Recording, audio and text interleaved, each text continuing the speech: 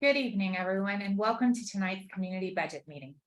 My name is Natalia Bravo, and I'm the Chief of Staff to our county's Chief Administrative Officer, and have the honor of facilitating tonight's discussion on the county's recommended budget. I want to take a moment to really thank you all for taking time from your schedule to share your thoughts on the budget with us this evening. I'm excited to welcome you and our presenters and look forward to the feedback portion of the meeting where I will be moderating to ensure everyone has an opportunity to share their input in a safe and respectful environment. Before we get started, I do want to let you know that we are providing interpretation services for this meeting. I'd like to take a minute to thank our interpreters who are providing simultaneous interpretation in Spanish. Me gustaría tomar un minuto para agradecer a nuestros intérpretes por su labor en la interpretación de la reunión esta noche. Si requieren acceso a los servicios de interpretación, favor de seleccionar el icono en forma de globo terráqueo en la barra de herramientas de Zoom. Ahí podrá elegir su idioma preferido. For all the participants, please note that even if you do not need interpretation services, you must still choose English as your language to hear the audio. This meeting is being recorded, and the meeting recording will be made available on the county's budget webpage. The purpose of tonight's community meeting is to provide the public an opportunity to learn about the recommended 2023-2025 operational plan, commonly referred to as the recommended budget. Allow you time to ask questions and provide general comments.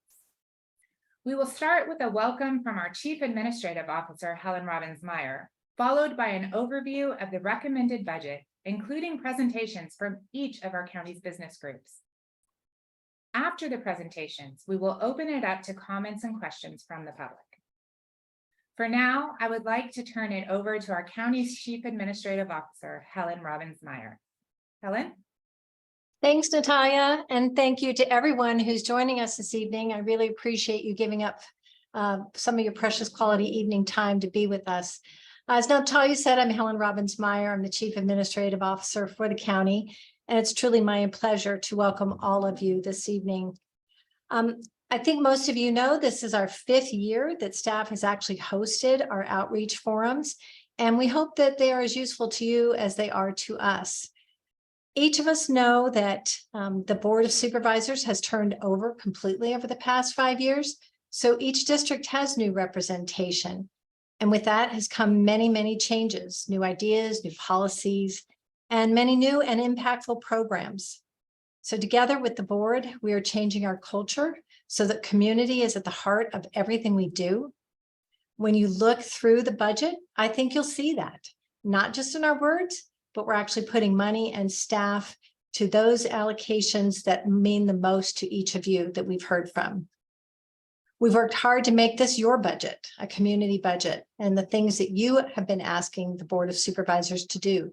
So you'll see investments in things like alternatives to incarceration, homeless outreach and services, expansion of behavioral health treatment, self-sufficiency programs, stormwater, environmental protections, kids, family strengthening, and so much more.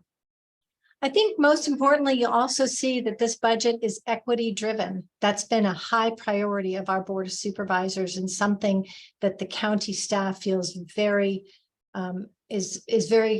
close to our purpose. And we want to make sure that you all feel that as well. So thank you for that. In short, the budget invests in our community because we are committed to trying to be one county for all. Thank you for caring. Thank you for engaging. Thank you for input that you've been giving us throughout the year. Thank you in advance for the input that we're going to receive tonight.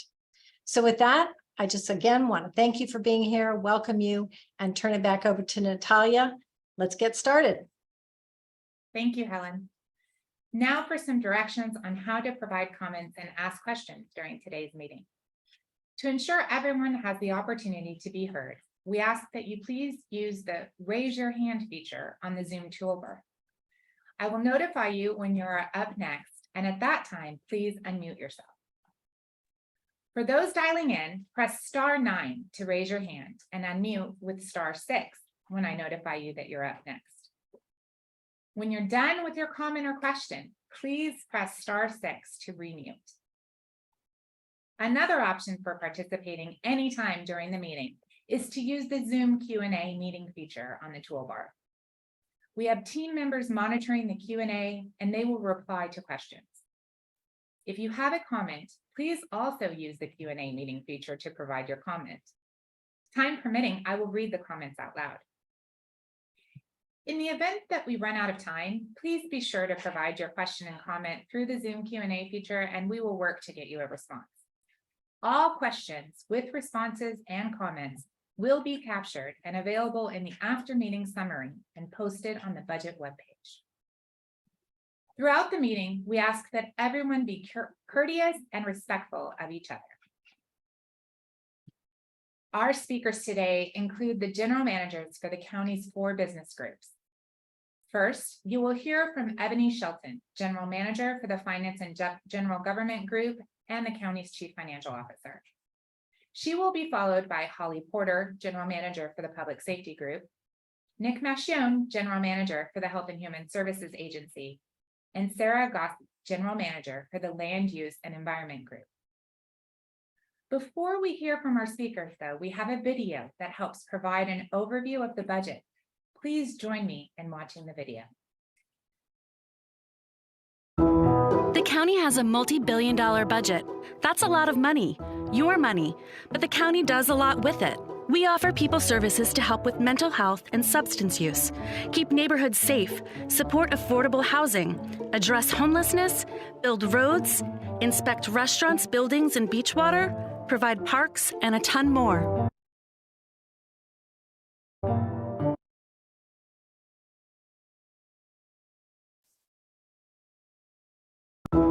The county has a multi-billion-dollar budget. That's a lot of money, your money, but the county does a lot with it. We offer people services to help with mental health and substance use, keep neighborhoods safe, support affordable housing, address homelessness, build roads, inspect restaurants, buildings, and beach water, provide parks, and a ton more.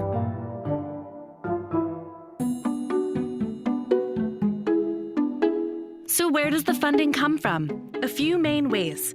Nearly half come from state, federal, or other governments. You pay taxes to them, they pass money to us. We put it back into the community. About 22% comes from property or other taxes. Then about 16% comes from fees we charge for services. The rest is a mix of sources.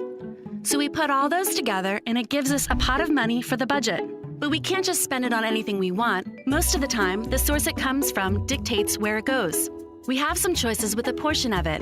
When making decisions, we consider what we hear when engaging with the community. Look at what data tells us and make sure it moves us towards greater equity. This is roughly how the budget is divided up right now. About 40% for health and human services, things like mental health services, food and medical assistance, public health, and so on. About a third for public safety, including sheriff, district attorney, public defender, fire, and emergencies. The rest covers a wide variety of services: parks and protecting the environment, libraries, roads, planning, safety inspections, birth and marriage records, elections, and support for other groups. The chief executive who runs the county day-to-day puts together a recommended budget. This year, that gets released May 4th. That's when everyone can see what's in it. May 11th, individual departments will give presentations on their plans. May 16th and 18th, the public is invited to participate in community budget meetings. There are 2 Board of Supervisors meetings when the public can share comments on the budget, a daytime hearing on June 12th and an evening hearing on June 15th. That's your chance to weigh in person. You can also comment online. June 27th, the board meets again to discuss the budget. At that point, they might make changes to what was recommended. Once they're done, they adopt a final budget. That covers the fiscal year starting July 1st. Learn more about the budget, key dates, and events on how to provide input at sandiegocounty.gov/open budget. The county. I hope you enjoyed that video, which is available with closed caption and language options on our county budget webpage. As the video shared, these community meetings are part of the budget review process. Additional opportunities to be part of the process take place through the end of June, and include public hearings on June 12th and 15th, and a comment period which is open now through 5 p.m. on June 21st. With that, I will now turn it over to the county's Chief Financial Officer, Ebony Shelton. Thank you so much, Natalia. Excuse me.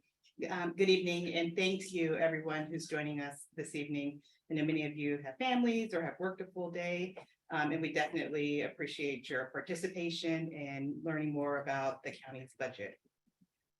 Today, we're going to talk about the fiscal year 23-24 operational plan as it has been recommended by the county's Chief Administrative Officer. It includes the budget for next fiscal year. You may have already reviewed the actual recommended budget document, which was released almost 2 weeks ago. But behind this document, there's an ongoing planning process to build the budget that directly is linked to the county's strategic plan and our annual 5-year financial forecast. As you might imagine, the planning environment for all of these activities is very dynamic, and county staff continuously obtain information from numerous and varied sources to help build the budget, from departments based on their expertise that they have in respective areas, the community at stakeholder meetings like the one that we're holding this evening and others that are held throughout the year, or other governments like the state or federal government. We're constantly monitoring opportunities or challenges that may impact the budget and adjusting accordingly. This slide is a visual representation of the multiple inputs that are considered, including the various ways that individuals and groups, such as all of you here with us this evening, use to communicate priorities and engage on the budget. This slide conveys the county strategic framework, which was adopted by the Board of Supervisors last year. The initiatives that are on the right side of this slide set the stage for how the county allocates resources to make investments within our region. The wheel that you see on the left details the county's general management system. This is our business model and our values. And as you can note, we have community engagement here at the heart of all that we do. I also want to note in particular that as we build the county's budget or operational plan, as you'll hear us refer to it commonly, we're informed by information from various sources, including from community outreach that we do not just during budget season, but throughout the year, and from the county's Office of Evaluation and Performance Analytics, or what we refer to as OEPA. One of the primary activities of OEPA is the formation of a county research plan that will provide data and analysis to better invest public resources. Today's community meeting is to help us hear about what you think is important, and we'll take this information as we move forward through the budget process and through the county's research plan. As you hear more about what the county has planned for the next year, and if there's an area in particular that you're interested in the county taking an even deeper dive in through the county's research plan, we hope that you'll share that with us today. So let's just briefly talk about what exactly it is that the county does and what our core services are that are provided. They're generally in 3 broad buckets. First, starting with programs that the county administers on behalf of the state. These are functions that the state is responsible for, such as social services and health programs, but that the county implements here locally with program parameters that are set by the state. Next are services that the county is responsible for providing to the entire region, such as operating detention facilities, administering elections, and assessing and collecting property taxes, as well as ensuring environmental health. And finally, the county is responsible for providing municipal services to unincorporated communities, similar to the types of services that are provided in incorporated cities, such as law enforcement, libraries, or land use.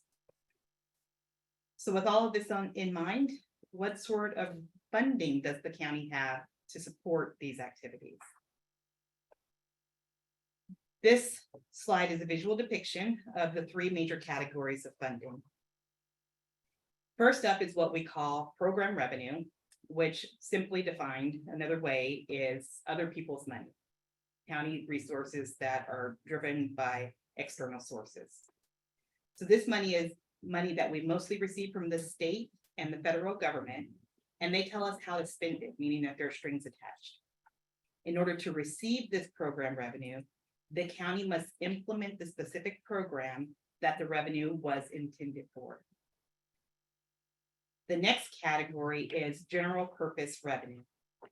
This is the only source of revenue that the Board of Supervisors has complete decision-making authority over. This includes sources like sales tax and property tax. And because of its flexibility, there's a lot of competition for this particular funding source. And the final category is one-time funding sources, which are used on a one-time basis in order to maintain a structurally balanced budget. If we fund ongoing service costs with a one-time source of resource or money, when the money runs out, we'll have a structural issue where the costs do not go away. So we're careful with the use of one-time resources. Now let's talk about how the upcoming budget for fiscal year 23-24 proposes to invest in our lovely San Diego community. The recommended budget is $8.1 billion, which is a 10% or $745 million increase from the current year's adopted budget. Our business groups that you'll hear from today propose to spend these funds in various ways, with the largest share of increased appropriations being utilized by our Health and Human Services Agency, as well as our capital program. Out of the $745 million increase, over $600 million of that increase is really concentrated in 4 areas. And that's mental health, homelessness and housing, our safety net, and our capital investment. Mental health and substance use treatment are areas of significant spending, and the county is increasing spending in this area by nearly $100 million. Homelessness and housing seeks to invest more in this area through the budget by over $40 million through various programs, including the Innovative Housing Trust Fund. And we are continuing to invest in our community by increasing our budget by over $200 million for safety net programs, promoting food security and nutrition to support micro businesses and more. We're also continuing to provide healthy and safe communities through our capital program, which proposes $250 million in new appropriations for projects, which I'll highlight in the next few slides. But there's so much more that's in this budget, including justice reform and sustainability, but you'll hear more about those priorities throughout the rest of the presentation. The majority of resources supporting the budget growth are state and federal funding. Again, this is that program revenue that we referred to in the previous slide. And planned bond proceeds for some of the capital projects, which we'll highlight here momentarily. But before we move on, I'll talk about some of our staffing changes. In total, the recommended budget includes over 20,300 staff years, which is an increase of 489 or 2.5% from the current year budget. My colleagues will each highlight key changes within their respective business groups, focusing on workload growth in safety net programs in our Health and Human Services Agency, health and safety communities in our land use and environment group, as well as addressing key board priorities and operational needs in public safety and staffing to reflect growth that has occurred across the county to support the service delivery of county programs within the finance and general government group. At this point, I'd like to share some information on the 17 capital projects proposed to receive funding in the fiscal year 23-24 budget and how they align with our strategic initiatives in order to invest in the community. These capital projects are included in the county's capital investment needs assessment, which incorporates departmental as well as community input and is approved annually by the Board of Supervisors. Sustainability is woven into all capital projects. Certain projects directly invest in the regional environment while providing opportunities to increase the well-being of county residents, including parks and libraries. We'll focus on reducing disparities and increasing equity of access to health and social service delivery systems by advancing the behavioral health continuum of care and building a state-of-the-art public health lab. We'll continue to revitalize existing infrastructure to ensure continuity of operations and to empower the county's workforce to provide world-class service to the San Diego region. In support of the community, we'll continue to improve the county's fire protection district, shorten response times to public safety providers, and provide recreational programs to our underserved communities. As stewards of the existing infrastructure, we'll increase the lifespan and utility of existing facilities in support of programs designed to increase the well-being of our region. And finally, we'll make meaningful enhancements across our justice facilities to improve existing systems to meet current standards in health, safety, and accessibility.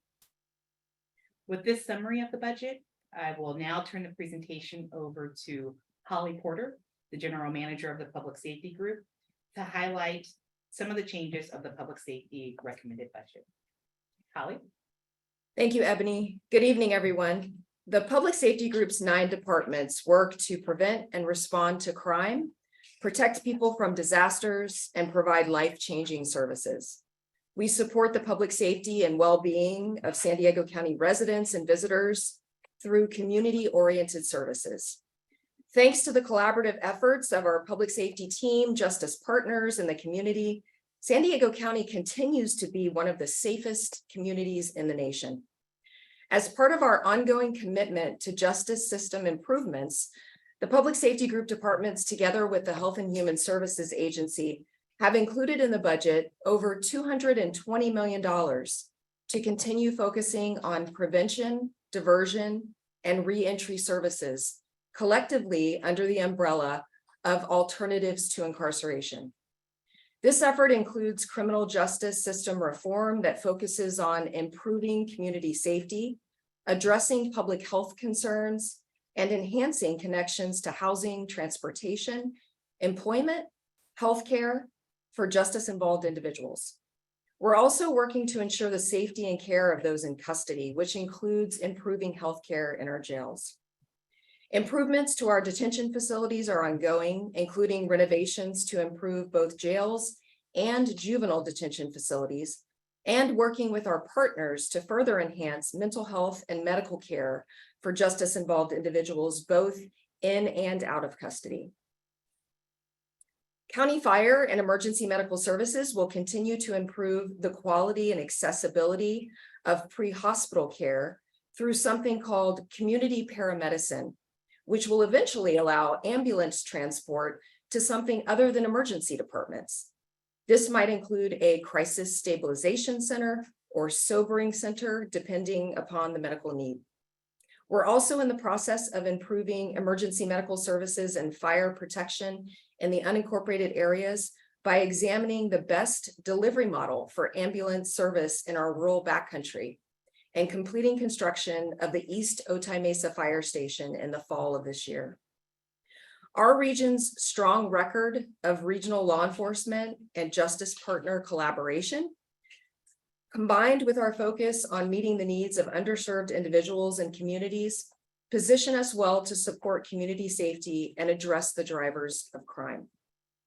In furtherance of this, the District Attorney's Office will be adding staff and opening a South County Family Justice Center, which will provide victim trauma recovery services for our community. Finally, the Public Safety Group will continue to sustain core public safety services. Among our biggest challenges is that Public Safety Group departments continue to experience difficulties in recruitment, hiring, and retention, particularly in the Sheriff's Department and probation. And these are critical need areas. Numerous efforts are in place to entice new hires. If you are looking for a great place to work, we encourage you to apply. We're also adding positions in critical need areas, including 11 toxicologist and pathologist positions in our medical examiner's office. You've no doubt heard that fentanyl deaths are up very significantly, in fact, 869% in just a 5-year period. The devastating impacts of fentanyl in our community cannot be overstated, and we must add new toxicology equipment and staff to address workload increases in our medical examiner's office. The Public Safety Group's recommended budget is increasing by $137 million for a total budget of $2.6 billion and 8,055 staff years. The budget increase is driven largely by salary and benefit increases in the 9 departments. Also included is the addition of 40 staff, facility improvements to support crime victims and those who are incarcerated, and various cost increases funded by grants, such as funding for the California Advancing and Innovating Medi-Cal, or CalAIM, for adults and youth who are incarcerated, and a grant for pretrial advocacy and community connections program, which aims to get pretrial clients released from custody and into alternatives to detention in the public defender's office. In addition to the budget priorities described earlier, I'll quickly highlight some other initiatives Public Safety Group departments will focus on in the coming year. The District Attorney's Office will work with justice partners and the community to implement the Homeless Enhanced Legal Program, which is a court intervention program for people experiencing homelessness. In addition, the DA's office will launch a transitional age youth diversion initiative, which will focus on youth ages 18 to 24 to address root causes of criminal behavior with the goal of preventing further crime and victimization. The Sheriff's Department will continue renovations at the George Bailey Detention Facility and invest in services to improve outcomes for low-level offenders in particular. This work will include connecting individuals exiting jail to case management services, including connections to interim housing and transportation. Animal Services will break ground on a new shelter facility in Santee, designed to provide accessible, comprehensive animal care control services to everyone in the unincorporated area. They will also complete procurement of a mobile veterinary surgical unit with plans to deploy it to underserved areas in San Diego County. Child Support Services will collaborate and partner with organizations that specialize in fatherhood-related initiatives to ensure the entire family unit is supported in achieving improved outcomes for children. Our Office of Emergency Services is upgrading the regional mass notification software, which is a critical tool used by the county to alert and warn people of disasters. The medical examiner is improving data access by launching a new web page. It will be updated daily and provide basic case information on individual decedents. The Probation Department is adding staff for their Youth Development Academy, which serves youth returning from state facilities that are closing. And in partnership with San Diego County Fire, Probation will add a fire program to provide incarcerated youth with training and work experience to prepare them for employment and fire service upon release. The public defender will support the implementation of Care Court. This is a new civil court process which will provide legal counsel as well as behavioral health and housing services to persons with complex behavioral health needs. And San Diego County Fire anticipates transfer of fire protection and emergency medical services in Borrego Springs to the San Diego County Fire Protection District, which will further enhance services in the community there. We appreciate the opportunity to provide an overview of the Public Safety Group and its 9 departments' recommended operational plans to you, the community. Collectively, we are about 8,000 team members who work every day to save lives, provide services to crime victims, represent the accused in court, and improve community safety and well-being. The input of community members is imperative. It's imperative to our priority setting, and we welcome your questions and your feedback this evening. At this time, I'll turn the presentation over to the General Manager for the Health and Human Services Agency, Nick Mascione. Nick? Thank you, Holly, and good evening, everyone. I have the honor to present the proposed fiscal year 2023-2024 operational plan for the Health and Human Service Agency. As an integrated health, housing, and human service agency, we have a very robust service network and programs designed to help all 3.3 million San Diego County residents live well. Our mission is to make the lives healthier, safer, and self-sufficient. And we make this happen, the commitment of nearly 8,000 talented and diverse Health and Human Service Agency employees and 8 service departments and 7 support divisions. Our employees work hand in hand with more than 360 contracted community service providers and 540 Live Well San Diego community partners, keeping community engagement and partnerships at the core of all of our efforts to build a region that's healthy, safe, and thriving. Now, before speaking to our upcoming budget priorities, I want to share a snapshot of how we directly served more than 1/3 of the entire county population this past fiscal year. We connected more than 1.3 million San Diegans to benefits like CalFresh and Medi-Cal to meet basic needs of families and children. This is the highest enrollment in county history, and it equates to more than $1.4 billion in cash and food assistance benefits. To meet growing behavioral health needs, we provided approximately 105,000 San Diegans with existing and new mental health and substance use services. We also improved our public health service delivery and helped protect the public against multiple health threats like COVID-19, Mpox, the flu, and currently the rising cases of hepatitis A. As part of our framework for ending homelessness, in partnership with the Public Safety Group, the Land Use Environment Group, and our Community Planning Group, our Health and Human Service Agency staff had more than 25,000 engagements with people at risk of or experiencing homelessness and connected more than 1,100 San Diegans with emergency, transitional, or permanent housing. We also deepened our commitment to affordable housing, setting aside county surplus property for future construction and opening affordable units for approximately 1,000 more seniors, families, veterans, and vulnerable adults. We know there's much more work to be done in support of these priorities, and we will continue to adapt to meet the needs of our diverse community and advance health equity and reduce poverty.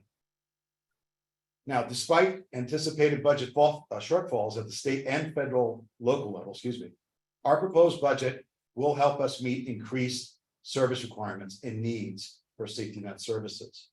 The agency's recommended budget of nearly $3.2 billion includes an increase of almost $377 million, 354 positions, as seen in the last line of this chart. These increases are largely funded by federal and state funding prioritized for required entitlement programs such as CalWorks or Medi-Cal. We recognize that the need in our community is far greater than the resources we have available. And so this budget prioritizes our most critical core services. Now, let's take a look at some of the highlights of these areas of investment. To meet the safety net demands and to strengthen children and families and support vulnerable adults, we're proposing increases of $192 million. A significant portion represents increase in cash assistance and CalWorks child care support payments, which are tied to growing caseloads and increases to mandated cash grants. We're proposing 208 new positions to increase access to essential safety net or public assistance services such as Medi-Cal and CalFresh to maintain timely application processing, as well as supporting safety for vulnerable elders and dependent adults in our in-home support services and our adult protective services.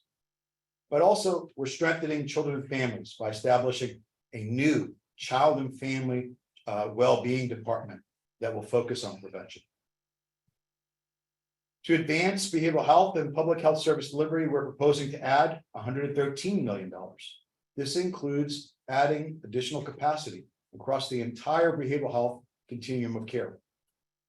Things that are including our crisis diversion services and long-term care beds to improve the behavioral health of every resident of our county. The public health infrastructure will be strengthened through strategies like adding additional mobile services to meet people where they're at. The county's capital budget also includes funds for a new state-of-the-art public health lab.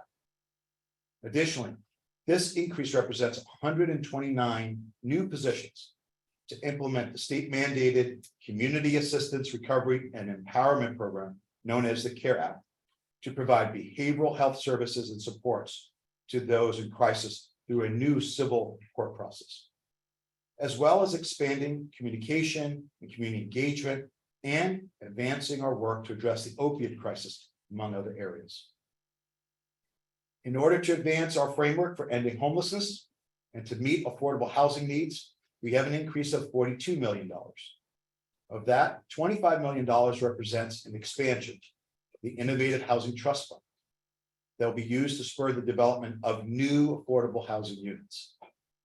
Specifically to address homelessness, this budget includes new emergency sheltering capacity, eviction prevention services, expansion of a housing program for veterans exiting county jail, and continued outreach to people at risk of experiencing homelessness. Overall, this proposed budget is one that focuses on prioritizing the regional need for critical services of our most vulnerable San Diegans. We value and appreciate the ongoing feedback and engagement of our community partners, our advisory boards and commissions, and we look forward to working together to advance opportunities for San Diegans to live well. Now I'd like to turn the presentation over to the Deputy Chief Administrative Officer, Sarah Agassi, the Land Use and Environment Group. Thanks so much, Nick.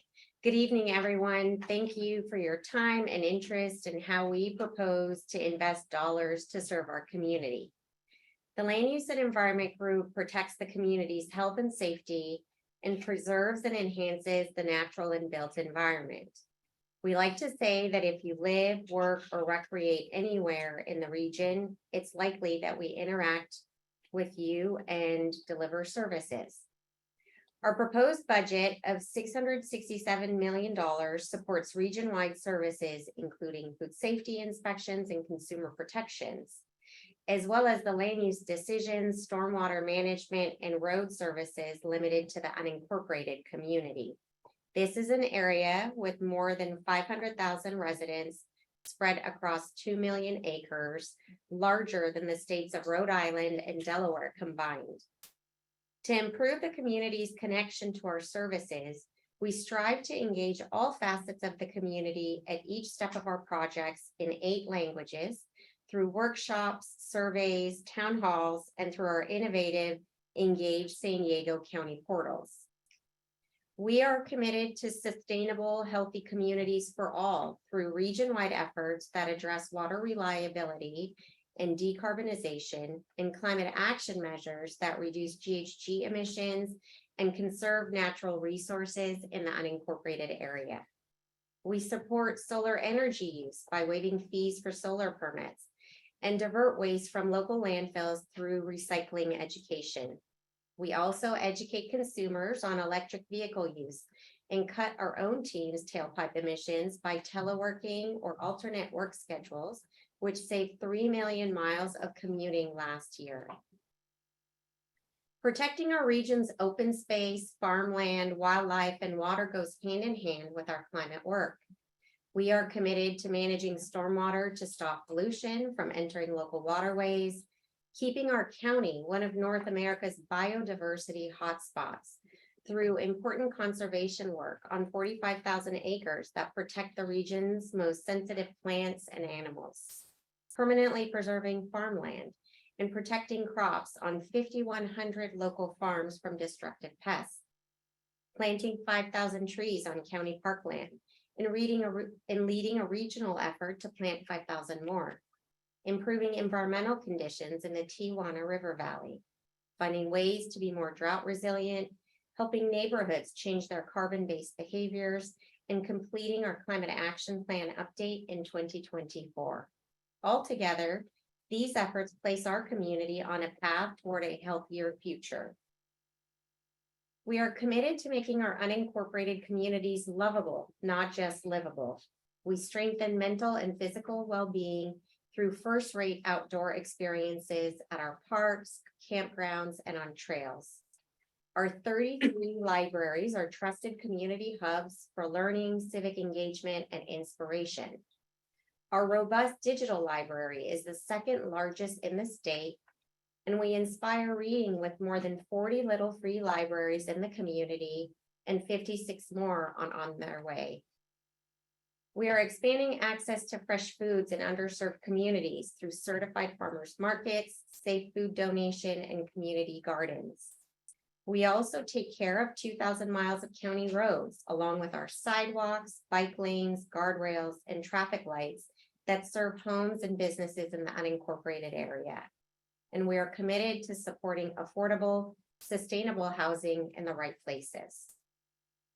We empower the community by ensuring they are not overcharged at stores and gas stations, advancing ways to use CalFresh EBT cards at certified farmers markets, and supporting economic opportunity. We permit home cooking operations, and our pest inspections help the region's ornamental plant crops, which are valued at $1.3 billion, get to market across the world. Our library high school program helps people earn diplomas. Library services help people read, learn a new language, find a job, access services, and pursue citizenship. We also focus on closing the digital divide in that incorporated area through our comprehensive broadband plan to help people get online access for work, school, and resources. Our Safe Destination Nights program has given 13,000 at-risk youth productive fun outlets. And our intergenerational programs connect seniors with active lifestyles. When it comes to public health, our services protect the food facilities that define our international food scene and our beaches, one of the region's best features enjoyed by millions of people each year. We also prevent mosquito-borne diseases through education and treating thousands of mosquito breeding sites, and we regulate businesses that work with hazardous materials to protect people and the environment. Here is a breakdown of how Luge is funded. 70% of our revenue comes from federal and state sources and fees paid by our customers. The remaining 30% is from the county general fund or other special funds. Our proposed budget increases by $37 million and 55 team members. We are committed to fiscal responsibility and creative solutions to help deliver our services, including safe county roads, buildings, parks, community centers, libraries, healthy agriculture and beach water, and a sustainable environment. Our incredible team comes to work every day with purpose and passion to serve. Our proposed budget supports more than 300 programs designed to provide all community members with a brighter, more equitable, and sustainable future. Thank you for the opportunity to highlight our proposed investments. I am joined by our Luge team leaders, and we are happy to answer any questions. I will now turn the presentation back over to Natalia. Thank you so much, Sarah, Nick, Holly, and Ebony. We will now open it up to our questions and comment period. We will be rotating between groups of 5 from Zoom web speakers, the phone speakers, and any Zoom Q&A submissions. We will continue with that cycle until all questions and comments have been heard or we run out of time.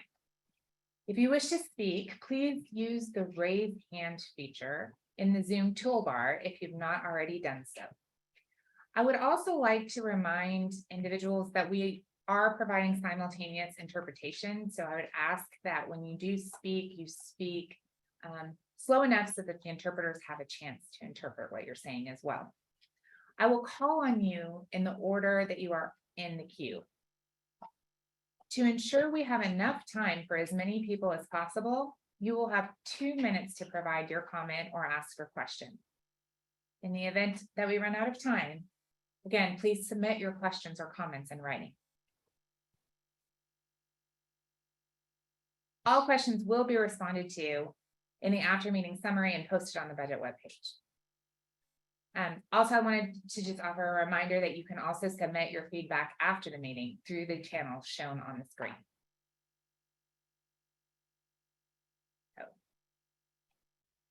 We have caller Chelsea Walsack.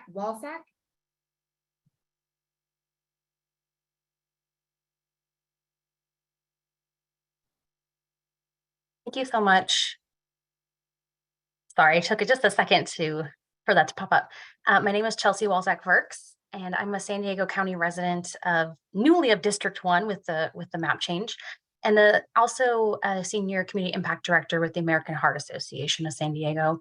And I'm calling to highlight the need for investment in nutrition security measures like produce prescriptions.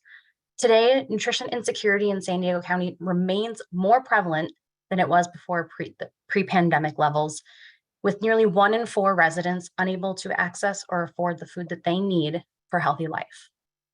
We encourage the county to commit $2 million to a produce prescription program like Mas Fresco Plus, which helps the most under-resourced residents access fresh fruits and vegetables while also supporting local farmers and other small businesses. Mas Fresco Plus has been successfully improving nutrition security and promoting local economic growth across the county with American Resource Plan Act funding, but really needs additional funding to continue to serve the community. Thank you so much for your consideration, and thank you for the opportunity to see the presentations this evening and to make comments. Chelsea, thank you so much for taking the time this evening to share those comments with us. We are definitely going to take those into consideration.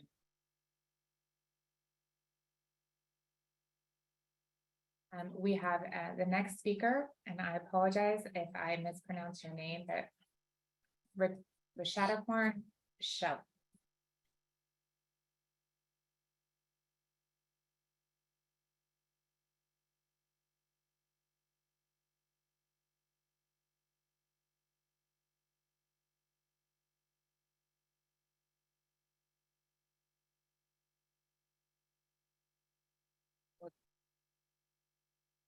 Rashadaporn Shell, if you could unmute, you're welcome to make your comments at this time.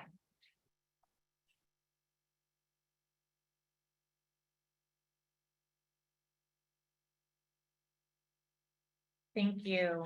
It looks like we had a couple questions in the Q&A that I know I would just like to share, and I know that staff is working on.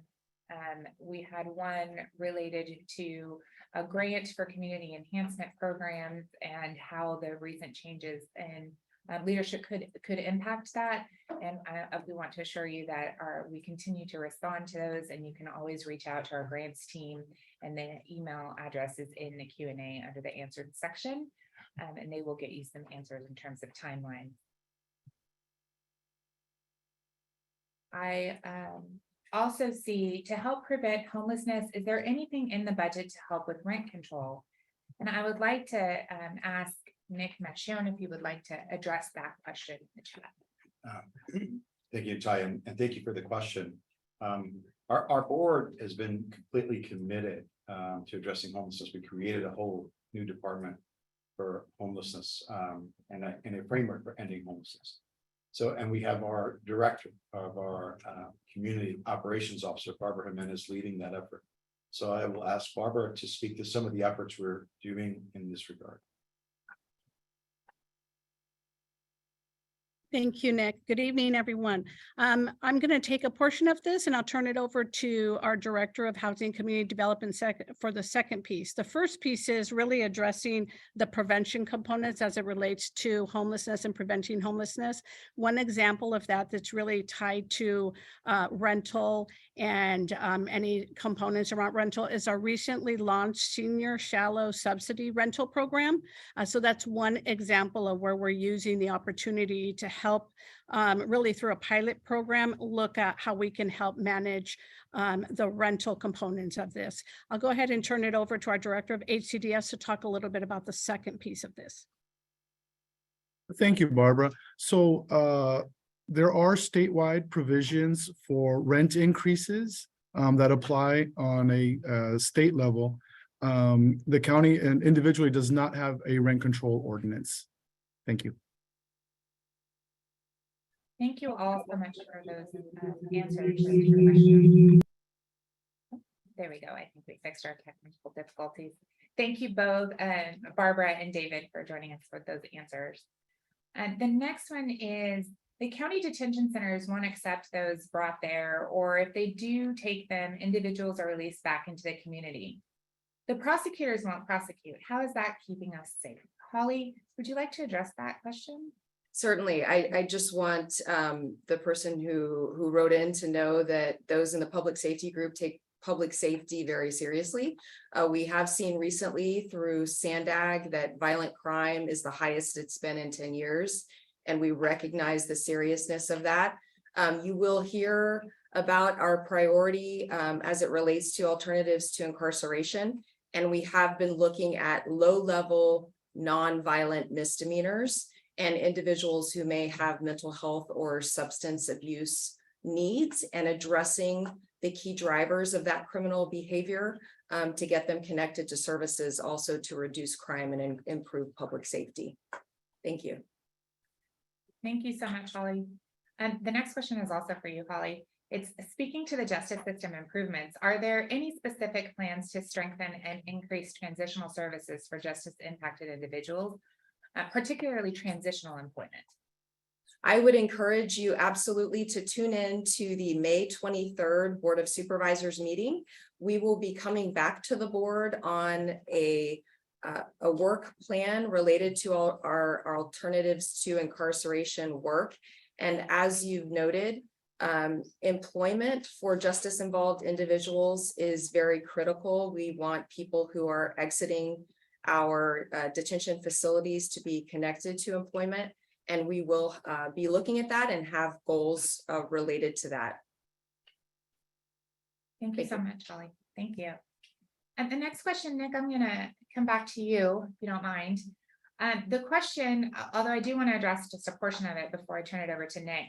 The question is, how much money is each city along with the county spending in terms of homelessness? And I just wanted to remind everyone present tonight that we are speaking only on the county's recommended budget. We can't speak to the individual city budgets. The question further says, Nick, you are stating adding an additional 40 million. Many don't want help. Is the only solution housing? Individuals need behavioral changes. So Nick? Yeah, thank you for that question. And indeed, folks experiencing who are unsheltered homeless need a whole array of services. And that's why we developed a framework for ending homelessness. That is multifaceted. It's all turn it again to our community operations officer, Barbara Jimenez, who leads and does a great job in leading our efforts for our county homeless efforts. Barbara. Thank you.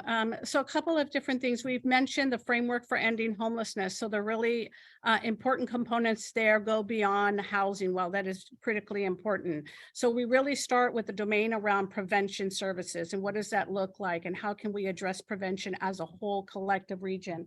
And then we really are looking at that, when we look at those root causes in our community, diversion and mitigation also is extremely important as we're working together. Again, this is a collective county of one, really working in conjunction with our cities and our partners, really looking at innovative ways to be able to address the different needs in partnership with our different communities and our different cities.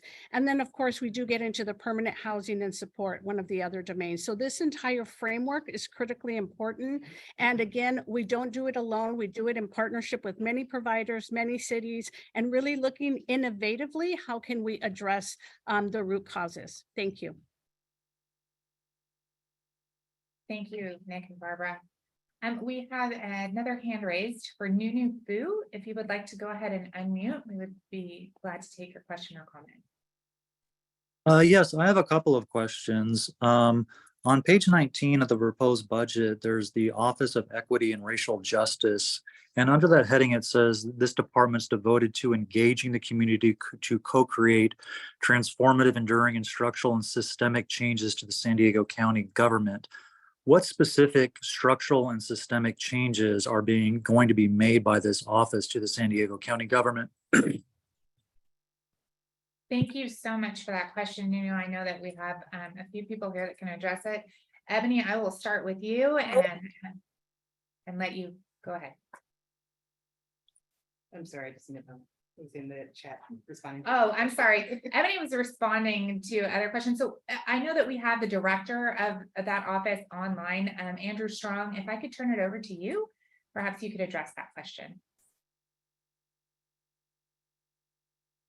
Absolutely, and thank you for that great question. So our office is really working to co-create with the community what that structural and systemic change should be. We're starting with our budget equity assessment tool to apply to the budget that you've seen. In addition to making sure that we're really looking at all of our county operations, from our budget to our contracts, to our finances, to our staffing, understanding that structural and systemic racism actually crosses the entire county government, and thinking about how do we address our policies, our procedures, things that have been in place for centuries. How do we address those issues working with the community, but also working with our county departments to ensure that we're really digging deep to understand and educate on what that means for our policies and procedures and our structures, but also to work with the community to really bridge what that change should look like. So we're really looking at developing equity action plans for all of our county departments, working with our subject matter experts across the different business groups, from everything from environmental justice to our public safety group, to our financial government group, working with our health equity partners. So to answer your question specifically, our work in Office of Equity and Racial Justice really touches every single facet of the county government. And it's really starts with our budget, right? And as it's outlined in our budget, you can actually see how we applied our budget equity assessment tool and really try to train our department staff and teams and what it means to look for negative unintended consequences to the work and the programs and the resource allocation that we're working on. So again, to answer your question, the work that we do in our office really touches every single facet in county government. But you may not see a lot of change in the work that we're doing until you actually start to see some of these things become implemented over time. Because you're talking about a system and a government that's 20,000 employees, 50 plus departments, and an $8 billion budget. It's going to take a lot of work and some time to see some significant change, but our work touches everything. If I can ask a follow-up question, I don't know if I'm still unmuted, but can you define what equity is? And could you give me a specific example or two of something that you would define as systemically racist, a law or rule that's in place that's systemically racist? And what I love to do is check in with you offline. But until then, we actually have some of those definitions on our website. Specifically, we define equity. We talk about what that means. We talk about what structural and systemic racism is on our county website. But if you would not mind, we definitely could get your contact information, or you can reach out to our office directly and give us a call. We can make sure we spend some time with you to help you understand what we really do and the definitions of our work. Great, thank you. Yeah, no problem. Thank you, Nuno, so much for those wonderful questions. And maybe Andrew in the chat, if you could provide your office phone number and Nuno can get in touch. Thank you so much. We have another question that Nick would like the opportunity to address. It's what programs are being funded or available to residents to protect themselves from violent crime? Nick? I'm going to share that with my esteemed colleague from the Public Safety Group. But the issue for us in a lot of our work in communities is creating safe neighborhoods. That work is done not only with our community residents, resident leaderships, but it's also empowering different communities with different solutions. And one of the efforts we're leading is in fact through our Office of Equitable Communities, with our regional community coordinators, working with groups across the county, coming up with those solutions, whether it's identifying better street lighting, whether it's identifying safe corridors to protect, making sure there's safety for individuals, be it for vulnerable adults or seniors or children, or programs that we've been doing with the county and the city in our dark after park programs, making sure kids are staying safe. Are some of the examples, but I'll also turn to, again, Barbara Jimenez, our community operations officer, who's been leading a lot of that work. Barbara? Good evening. So to add into the great examples that Nick shared, a couple of other examples where we are able through our Office of Equitable Communities to work with our community involves our Community Action Partnership Office. And we work with gang prevention across the entire county and with our community partners. So that's a key component. Our Resident Leadership Academy, each of those communities and those leaders that are going through this curriculum are able to identify opportunities in the community where they get an opportunity to come before city councils, our county, our schools, and really identify opportunities with individuals with lived experience, and also really tapping into our youth in the community and the residents that live, work, and play in the community. So these individuals are able to identify the needs. It's also very data driven. We get the opportunity to present the different data in our communities, speak and talk about what does it mean, where are there trends, who else needs to be at the table, how can we bring this together, and then how can we help support any funding opportunities as we're moving forward. And lastly, I'll just add community health workers or promotores. We have a new county classification of community health workers, and they have come together. They're trusted messengers in their community, and they really also help get into the community and do in multiple languages and culturally appropriate some education. So those are just a couple more to add, and thank you again for the question. Thank you so much. It's so incredible to get this opportunity to share all the wonderful things that we're doing as a county enterprise. I know that there was a question in the Q&A about pushing whether there's funding to continue and sustain the new offices established, specifically OIRA, which is what Barbara Jimenez has been kind of talking about, and also OLSE, which is the Office of Labor Standards Enforcement. And while, yes, of course, we have included and funding to sustain both of those offices in the recommended budget, we do have Brandon here who could talk to that. Brandon Butler, who directs the Office of Labor Standards Enforcement. And Brandon, I don't know if maybe you want to highlight some of the changes. Well, thank you, Natalia, and thank you for the question. And good evening, everyone.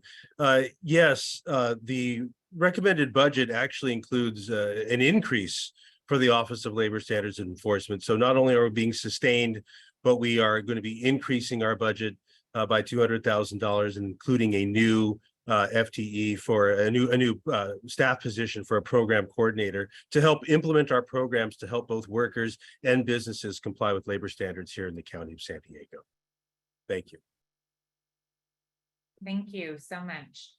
I want to along the same lines of funding and staffing, Jay Lark in the Q&A talks about groups that are projecting larger staffing increases and how we factored in the strong labor market at the time of new hires and whether or not we have confidence in hitting the hiring targets. And Ebony was kind enough to provide an answer in the Q&A, but I know that that's something that perhaps many of us are wondering about. So I just wanted to highlight her answer, which is the budget has been adjusted to account for the attrition levels across the enterprise. And our countywide vacancy rate is currently approximately 10.5%. And the goal is to reduce that to 7% during the coming year. So during the 2023-2024 year, and then to reach normal attrition levels by 24-25. So hopefully that answers your question, Jay. I do want to encourage, if we have any other questions at this time, if you want to raise your hand or put it in the Q&A. And I am going to do a quick check here to make sure that we got all of these addressed, it looks like. Give everyone a second, because I know sometimes typing, it takes a second or two. Good evening, everyone. Good Did I unmute? Elida, yes, please go ahead. What is your question? I raised my hand, but it's like, okay, let's see if you can hear me. I'm Elida Chavez. I am in District 4. And I'm honored to be at your first meeting because normally I go live and to the county, or this is a great time for me to attend this meeting because not only do I see changes, positive changes from the county, slowly but surely it's coming about. And what Andrew was saying about equity, we are seeing some equity changes, of course, dealing with contracting and outreach opportunities. Being in the central region, Ms. Crystal has been doing an excellent job with a health and wellness program in our area. And doing the outreach with her, it's amazing to see all of the community representatives involved with lots of questions and just the involvement is incredible. The other reason that I wanted to get to mention is that it is great that hopefully that you continue supporting the environmental group from the land, Sarah, your group, because they're doing a great job in reaching out to our communities of concern. It is very, very important that the county really keeps these budgets going for this specific area because our families and our children, we need to educate ourselves and our community throughout the county about the importance of the environment. With a clean environment, we have healthy people. And our children in our area, we have a high percentage of children with asthma. So we want them, and one of my neighbors, actually 34 years old, in my cul-de-sac in my community, he passed away 3 weeks ago of asthma. So it is a concern of mine and throughout our community that we have this particular program continue, that it is funded because, like I said, through education and outreach with to our communities of concern, and all communities, of course, but specifically our communities of concern is a it's a very important thing for all of us. So thank you, Sarah, for making sure that this happens. I look forward to the budget being supported specifically for the health and the environmental side. And I thank all of you for taking the time to express all of your education and experiences with the county, because without you, we're not learning. We need to learn what you do and how you do things as well, because some of us don't know the process. And when you said the Leadership Academy, I've been a volunteer at the Leadership Academy, and it works. And when you have our students from Gompers and Lincoln and different schools, it works. And they're very smart. Thank you so much for your comments. We really appreciate you calling in, for taking the time, for having those wonderful words for us. And of course, I'm so sorry for your loss of your friend, but we really appreciate your comments. And we do have to move on to another caller at this time though, but thank you. No problem. Thank you so very much. You all are doing an excellent job. Thank you. Thank you. Thank you. We have a call in from a number ending in 9922. If you would like to unmute and ask your question or your comment.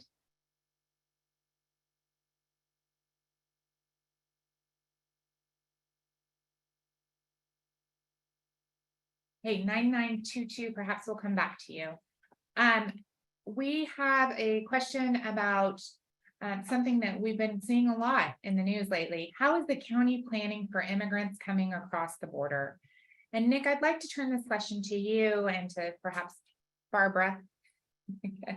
So Nick. Yes, thank you. Very importantly, that the entire county team has come together with our community partners of welcoming people, helping people when they come here to San Diego and getting to their final destination. And indeed, it's a very coordinated effort that goes beyond just our county.